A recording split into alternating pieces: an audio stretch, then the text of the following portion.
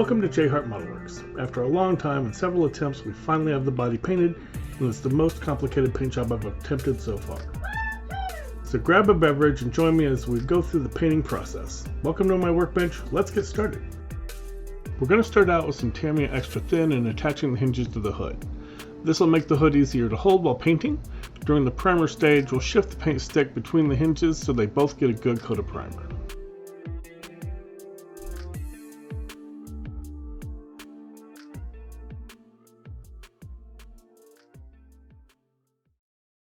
The panel lines are at best okay, but they won't stand up to the amount of paint I'm about to put on this body, much less the 2K clear. So we're going to use the Tamiya engraving tool to rescribe the panel lines, and I'm going to scribe them very deep. We're pretty close to going through without actually going through. Now, I want to take a moment to mention that for the sake of trying to keep this video under or at least close to 30 minutes, all of the footage in this video is sped up to double speed, and a lot of times it's clipped to just show the good stuff. No one really wants to sit through a 6-hour video watching me sand parts and drop parts, crawl around on the floor trying to rescue them from the carpet monster and mess things up. So please don't think that I just fly through this. Slow and patience will get you the best results. Just take your time, be careful with everything. Alright, with the panel lines all scribed out, we're going to drill some 0.5mm holes in the door locks as well as the trunk locks. This is going to be for some detail we're going to be adding after the paint work. You can drill this after the paint is done, and you may even have to re-drill them after the paint's done, but I find there's a chance you could actually crack or chip the paint, and for me it seems safer to drill before you paint.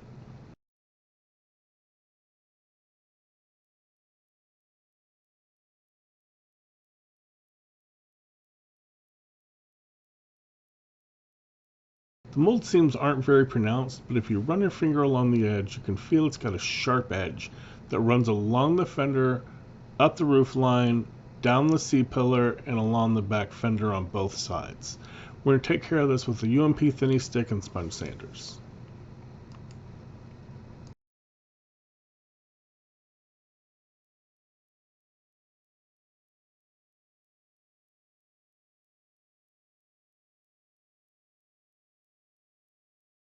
The rear corners need to be attached with some Tamiya Extra Thin as well. I think it's better to attach them now so the paint all comes out even. I put some glue on the edges, and then I'm going to add some to the inside. Once the glue sets, we're going to rescribe the panel line into the seam, as this is a real line on the car.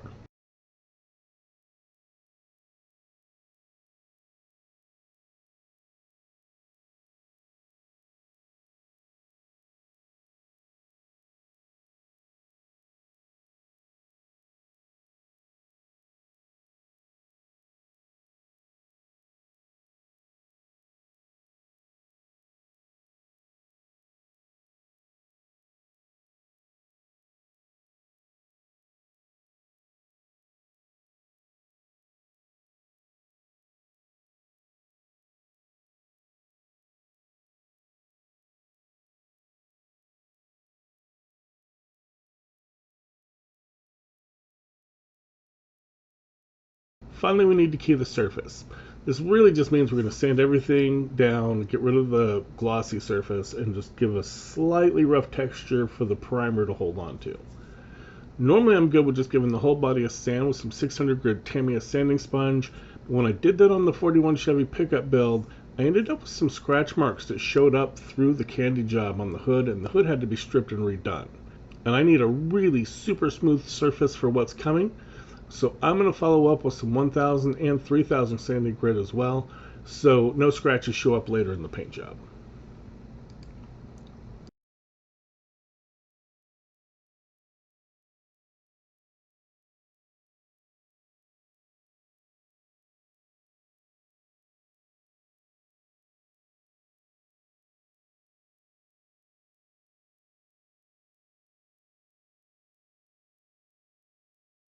With the body keyed, we'll scrub the panel lines with a soft toothbrush to remove any sanding dust. We're going to wipe the whole thing down with some UMP airbrush cleaner. For primer this time, we're trying out Mr. Surfacer 1500 Black cut 50/50 with Mr. Leveling Thinner, and I have to say I'm extremely impressed. We sprayed 3 coats 10 minutes apart, and it laid down flawlessly. easiest part of this entire paint job. I will definitely be using it again. I'm also trying out a new airbrush. I picked up a Badger 105 Patriot on Amazon, which I'm dedicating for primers and clear coats. The .5 needle does a great job of laying down the primer.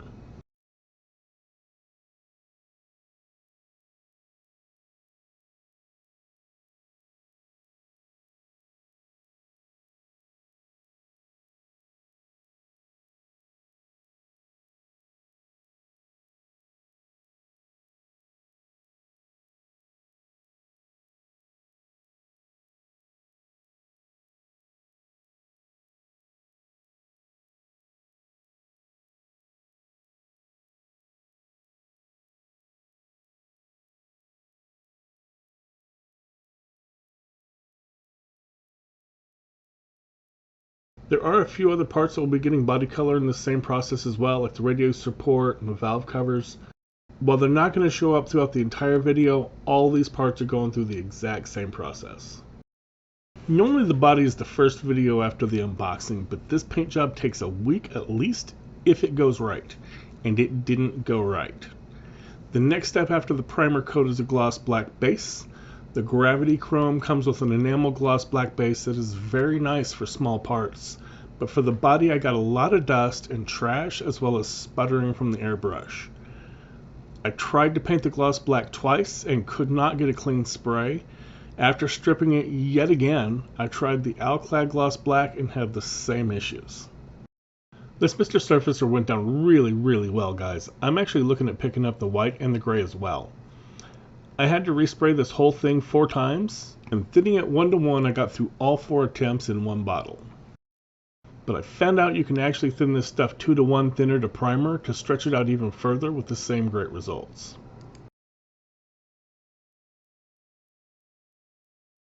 At one point, as I was tired of waiting on the stripping, I picked up the US version of the kit during Hobby Lobby's 40% off sale, and I found out that other than the decals on the instruction sheets, the US and German versions of this kit are exactly identical.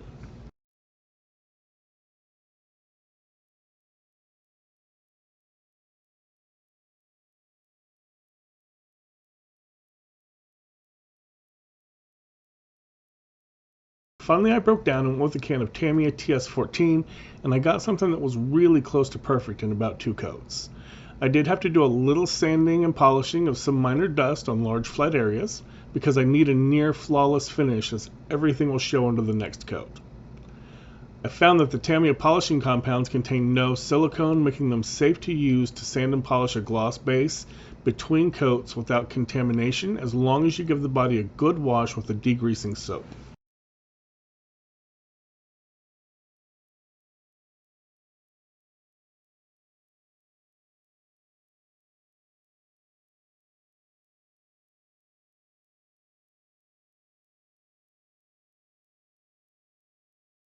You thought flaws show up bad in metallics? They have nothing on chrome. Once the gloss black was finalized, we moved to Gravity Spain's McLaren Chrome Effect. We shot a couple of very light coats, and I mean barely touching the trigger. Unfortunately, the hood ended up being noticeably brighter than the body, but I wouldn't realize it until after the color coats.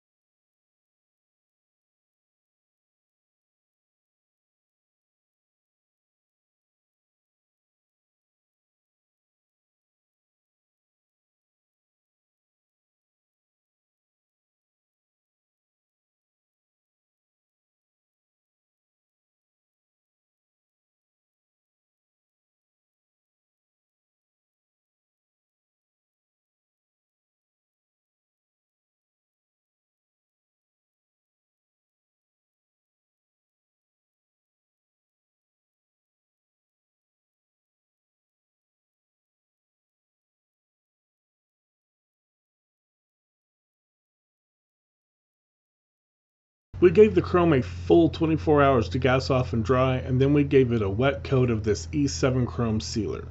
Now, I saw this on a video by Barbados Rex. If you don't know of him, go check him out. He does a ton of reviews on all kinds of paints, and you can actually see them sprayed on like different colors to get an idea of what they're going to actually look like on plastic. I'll throw a link to his channel in the description below, but this sealer went down really well. It leveled out really nice and had almost no effect on the chrome finish. It also seemed to be a little more resilient than the Aqua Gloss, though it was a little pricey and I had to order it off eBay and wait for shipping from somewhere in the South Pacific.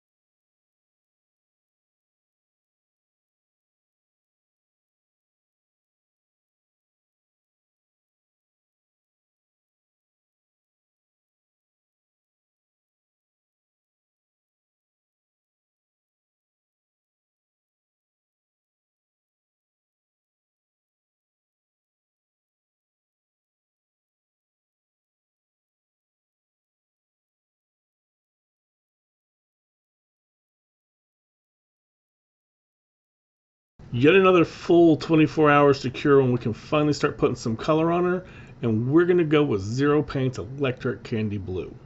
Zero Paints can be very hot. You never want to spray hot automotive grade lacquers like this in wet coats, as it can cause crazing, but this is even more the case with this paint job, as even with the sealer in place, too much lacquer thinner can eat through, and the instant it touches that chrome, it will completely eat the chrome.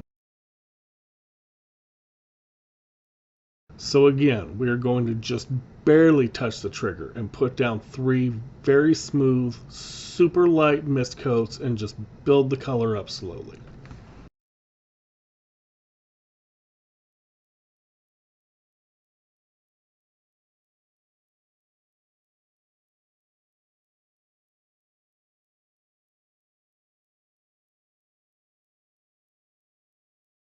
You may notice my brush moves a little erratic at times. I don't like to spray candies in perfectly straight lines, as it can lead to tiger striping if you get more color on in one pass, or if you overlap too much on one pass and you have stripes of dark color.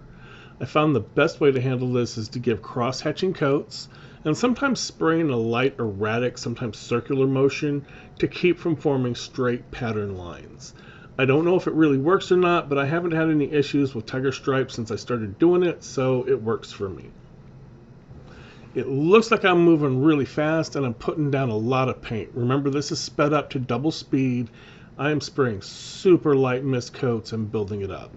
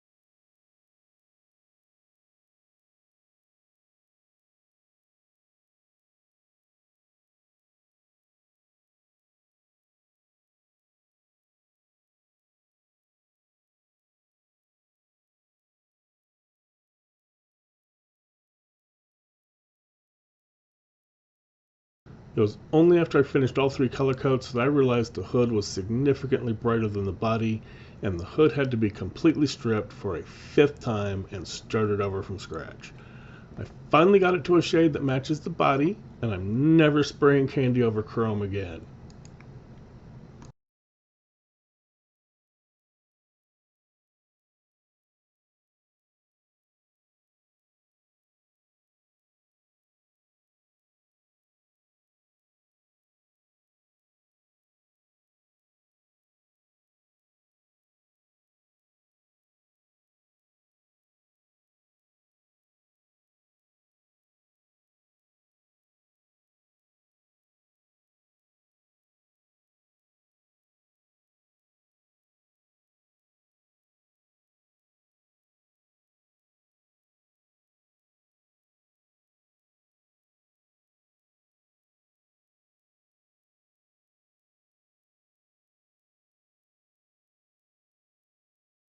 Yeah, we gave it another 24 hours to gas off. We finally got it through color. I'm not looking at taking a lot of chances.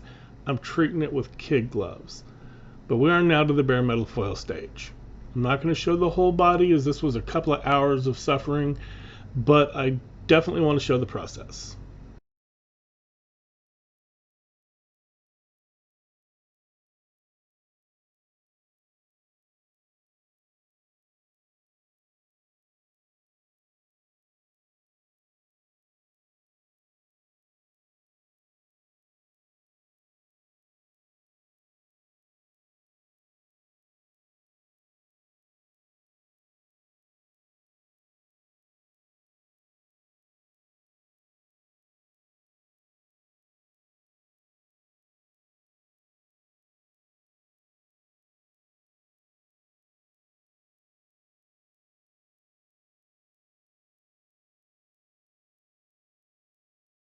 We carefully press the foil down with our finger, then we're going to take a fine tip cotton bud from Tamiya or a toothpick, and we're going to really burnish it down well, making sure we push it into any panel lines or seams or features. Then we're going to take a hobby knife with a brand new blade and cut right along the panel lines or the trim lines or whatever features that you're covering over. For windows on the insides, leave a little bit of room between the blade and the edge of your trim so you can roll the foil under and help it adhere. Once cut, we want to carefully remove the excess and then with our cotton bud go back in and burnish it back down again before we move to our next cut or piece. Now I have to admit I'm not really happy with bare metal foil lately and I'm looking for good alternatives. I've bought yet another brand new sheet of bare metal foil and just like the last one it is super thick, it's hard to cut. I'm using a brand new blade from Excel. I'm not even trying to use the cheapo Amazon blades and it just wants to snag, it doesn't want to cut, it doesn't want to stick to anything. When you try to cut things like window openings, it just pulls loose instead of cutting. Cut your window insides first so there will still be some outer foil there to try and help hold it in place. In the past, someone suggested trying to use aluminum tape for venting, but I found that was too sticky, and on a past job, it actually ripped paint up and I had to redo a paint job. Alright, with the bare metal foil finally down, we're going to move on to some decals. But first, we're going to tape the hood down so it doesn't wiggle or shift, and the decal will line up correctly between the hood and the body. We'll start by putting the decal in warm water and hitting the body with some microset.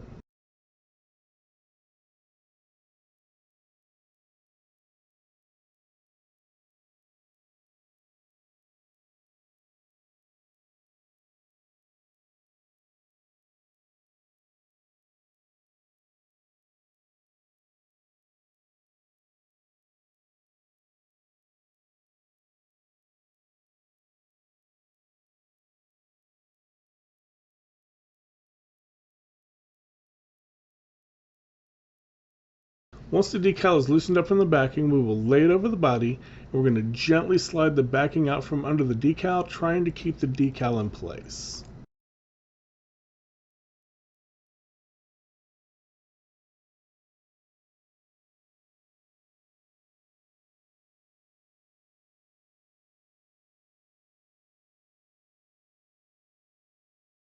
Then using a smooth, wide brush, we're going to brush it smooth and try to work out any bubbles or creases or wrinkles.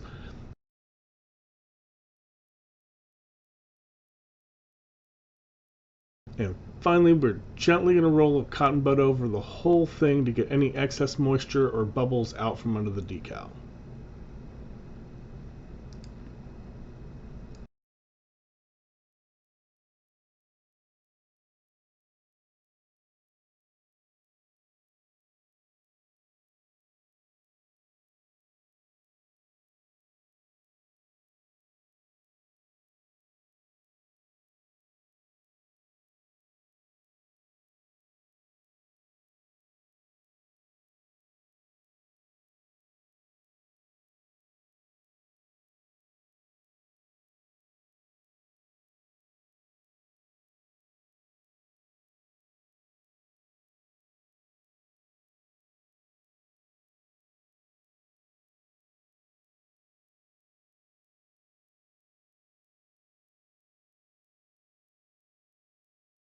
Once it's set a bit, we need to very carefully cut the decal along the panel lines. Then we're going to apply some UMP strong decal solution over the whole decal, making sure to work in the cut line to make sure everything conforms neatly. Now this is where I really messed up, and I won't know I messed up until the day after I sprayed the 2K clear coat. I don't use kit decals for stripes. I mask and spray them. But I really like these stripes, and my masking skills are not good enough to do these tiny outer edge stripes. I didn't know I needed to put a coat of clear between the paint and the decals to protect these white stripes from the blue underneath. We learn on every build, right? This really sucked too, because you know how much I hate decals, and these went down with absolutely no issues. No wrinkling, no tearing, no folding over themselves, or bunching up and getting destroyed. But sure enough, the day after the clear coat, I started to see just a hint of blue showing through one of the stripes, and it's gotten worse and worse every day since. It's like wearing a thin white dress shirt out on a rainy day. Now, I have reached out to Revell of Germany, and they said they would send me some new decals. The plan is to lay the new decals down over the body. Since the 2K is completely cured, there shouldn't be any issues with bleed through anymore. The difficult thing will be trying to line up the new decals perfectly over the old ones. Revell said it's going to be around 6 weeks before they arrive, so maybe I'll do an update when they come in.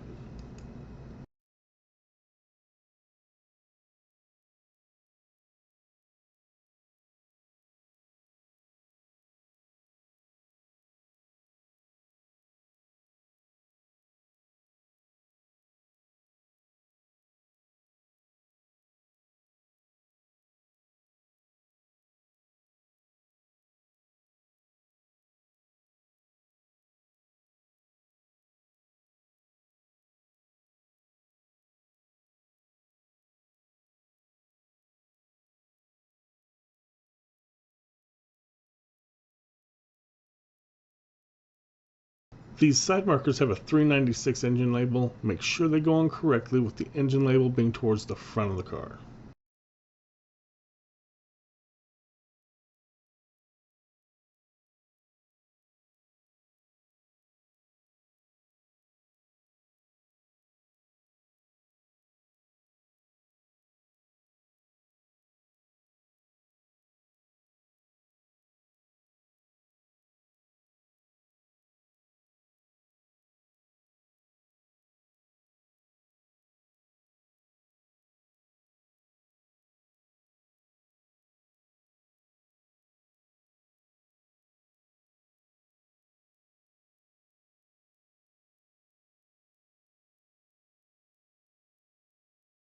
We gave the decals a couple of days to dry, and it's time for some 2K clear.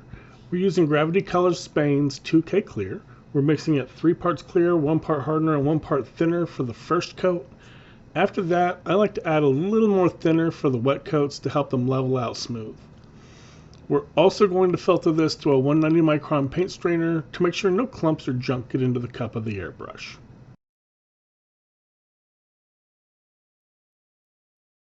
Because we're spraying over decals, it's important that we spray a light mist coat for the first coat, and I'm going to let it sit for about 20 minutes before I move on to our wet coats.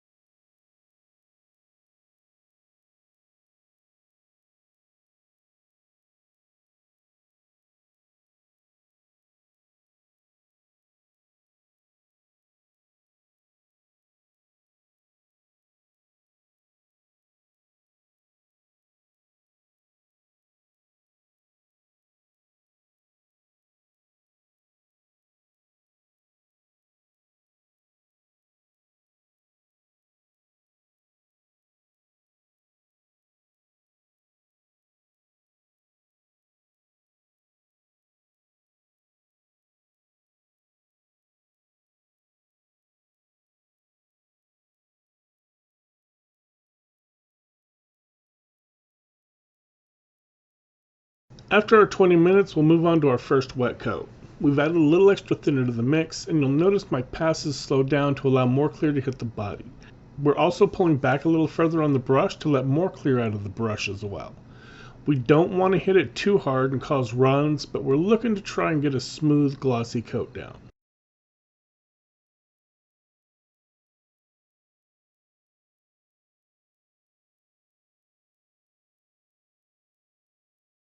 And finally, our third coat. I could have probably skipped this coat, but I wanted to make sure I had plenty of clear for when I go to sand and polish, especially seeing as I do some of my polishing with a Dremel. There also were a couple of small areas that weren't perfectly smooth, and this coat will take care of those.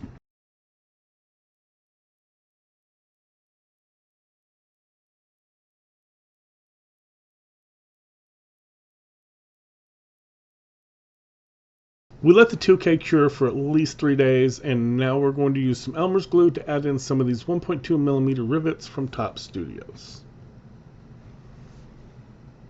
Chris from CD Scale Models pointed these out to me and even sent me a few that I lost to the Carpet Monster. I believe he got the idea for them from watching Mr. Lynn's channel. They really do add a nice touch of detail that is far more realistic than silver paint. We're just going to dip the end of the rivet into the Elmer's glue and seat the rivets into place. Once pushed in, we'll wipe the area down with a wet cotton bud to remove any excess glue off the body. Now it looks like I'm just popping these in here with no issues at all. That's not really the case. Again, to keep the video short, I'm not showing you the 10 or so failed attempts where I dropped the rivets repeatedly or crawled around on the floor searching for them to finally get them to sit in correctly. I'm also not showing you that I had to re-drill the holes as the 2K filled them in a little bit, so if you are having issues, fear not, it's not just you. I struggled with them too. A couple of tips I do have for you is to work over a piece of paper and keep the body close, so when you drop the rivets, they'll hopefully not go very far and they'll be easier to see and find. Also, these do attach to magnets, so get a small bar magnet and keep it under the model on your desk. That way when they do fall, hopefully they'll ping onto the magnet, or you can at least wave the magnet around the desk or the floor and hopefully find them. Something else our good friend Chris sent me is this photo etched Chevelle logo. I think it's from a set by Mr. Model. In this video I put it on using some aqua gloss, and using that or another clear like X22 works if it's like one of the last things you're going to do before putting it in a case. Off camera I ended up snagging it and pulling it off, and I ended up putting it back on with some Elmer's. We're going to pick the photo etch up using our blob of blue tack. We're going to brush some adhesive on with a soft brush, and then we're gently going to tap it to the body and let it sit there until it attaches. Before it dries, we can move and nudge it into place, and we just want to leave it here and let it dry until it's fully set. And that, my friends, is where we're going to leave it this week. It was a lot of work, and I really love how the color came out, as you can see in this photo. It's a shame about those decals, though. Like I said, you learn something new on every build. Next week, we're going to finish up the engine bay so we can get everything ready to mate with the body. Thanks for hanging out with me, and I'll catch you on the next one. If you enjoyed the video, please hit the like button. Also, feel free to leave comments, feedback, critique, or anything else in the comments section below. I enjoy interacting with all my viewers in the comments section and try to reply to all the comments I receive. If you want to catch future videos, please consider subscribing to my channel and make sure you click the bell notification icon so you can be notified when I upload new videos. As always, thank you for watching, keep modeling, and have a great day.